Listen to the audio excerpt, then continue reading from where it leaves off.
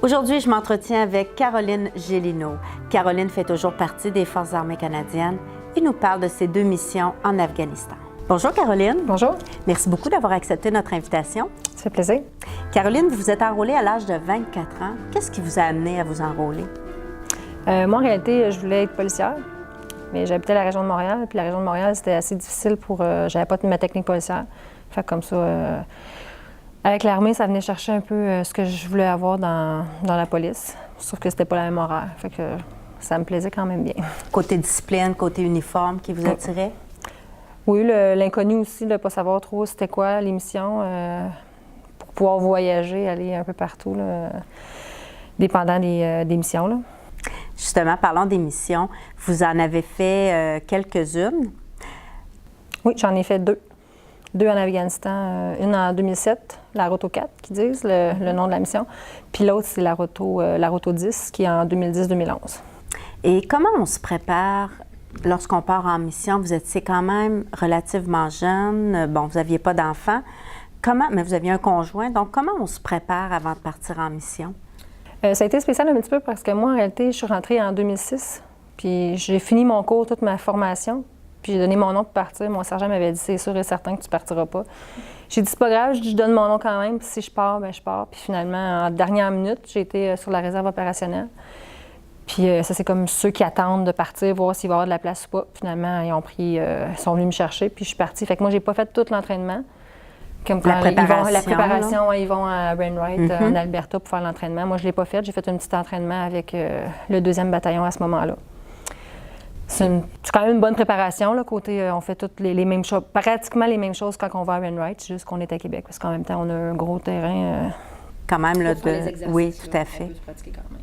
Et quand on embarque dans l'avion, d'abord, vous étiez combien de femmes à participer à cette mission-là? Dans mon métier, c'est différent. Moi, je suis technicienne en approvisionnement, puis c'est pas mal 50-50, les femmes avec les hommes, là. C'est pas mal séparé, égal. Donc, il y avait autant d'hommes à peu près que de femmes? Moi, dans notre métier, c'est ça. Puis, disons qu'on partait 40, je me rappelle pas exactement le nombre de personnes, bien, on était à peu près une vingtaine de femmes, là. Mais j'ai pas de chiffre exact, là, ça fait quand même 10 ans. Mais non, on est quand même une dizaine, une vingtaine, là, à partir, là. Et quand on arrive sur le terrain en Afghanistan, c'est quoi les premières réactions? Est-ce que c'est vraiment ce à quoi on s'était préparé ou on s'attendait?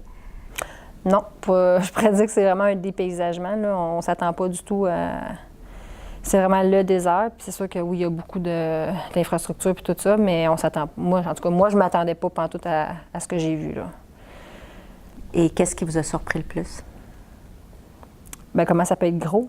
Les bases, les camps, comment ils sont installés. C'est sûr que moi, ma première mission, une partie de la mission, j'étais sur le gros camp qui s'appelle CAF.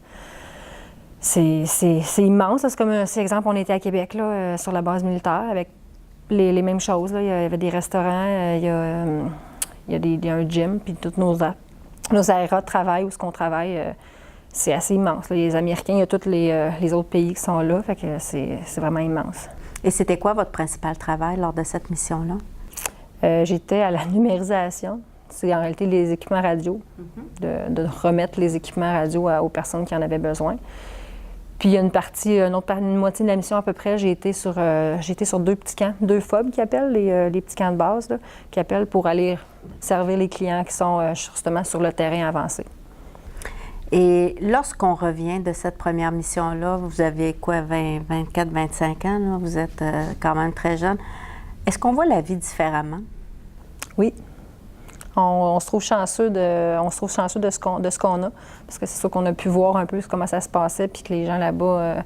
Moi, il y a une chose qui m'avait marquée, c'est que j'avais été à la messe après Noël, pour Noël, puis l'année d'après, puis j'avais été comme avec le berger, là, avec sa grosse canne, puis tout ça, puis je m'étais dit, crime, on dirait quasiment que c'est comme ça pour eux. Moi, je m'étais vue cette image-là, mais comme dans le temps de Jésus, mais... Et là, vous jouez un rôle, là, c'est ça? C'est parce que là-bas, il y a beaucoup de bergers avec le brebis, puis le mouton, puis ils se promènent, puis il y en a partout, là. Fait que ça avait été spécial. Et au retour de cette mission-là, j'imagine que vous aviez encore le goût d'y aller, puisque vous avez refait une mission quelques années plus tard.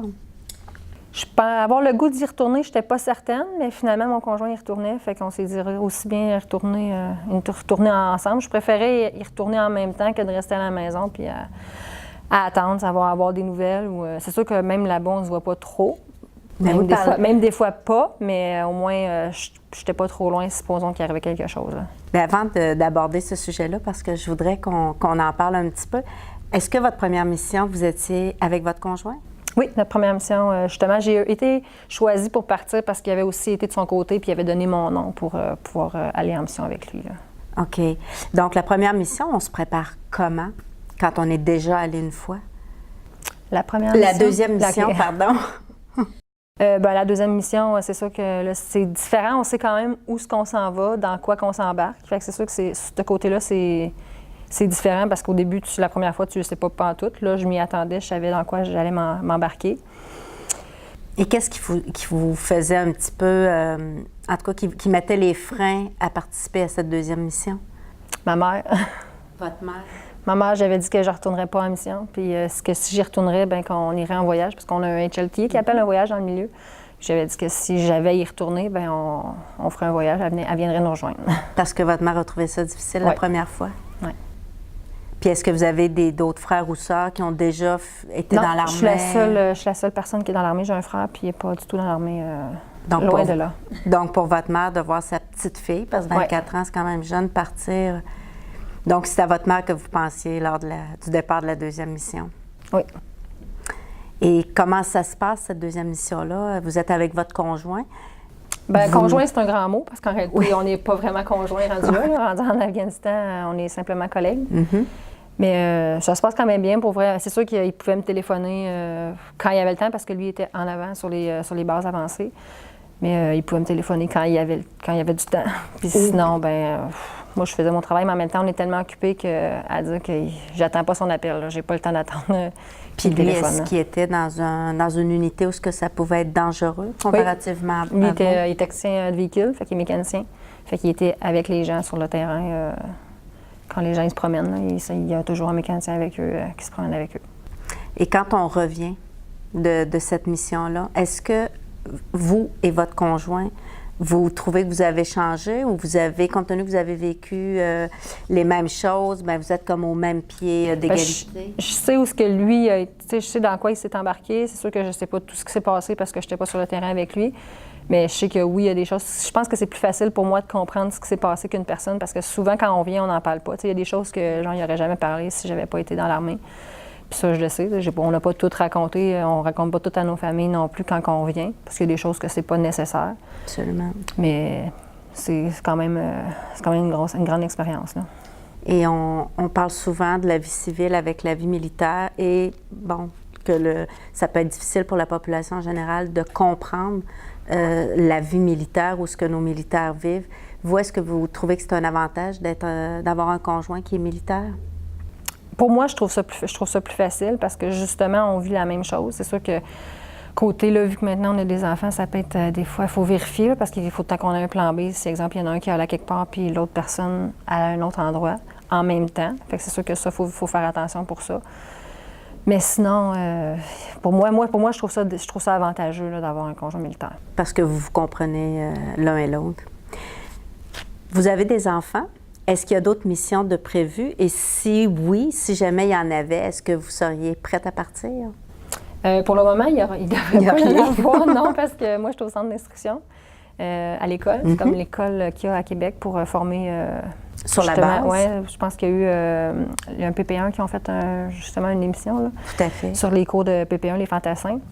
Puis moi, je suis là, fait que nous, on dessert les cours, fait qu'on ne bouge pas, on reste là. Mais si j'ai à bouger, peut-être que l'année prochaine, je devrais avoir peut-être une mutation. Fait qu'à ce moment-là, peut-être que oui, il va y avoir. Là, où ce que j'aimerais aller, c'est un endroit qui ouvre l'émission, qui appelle le 3 CSU.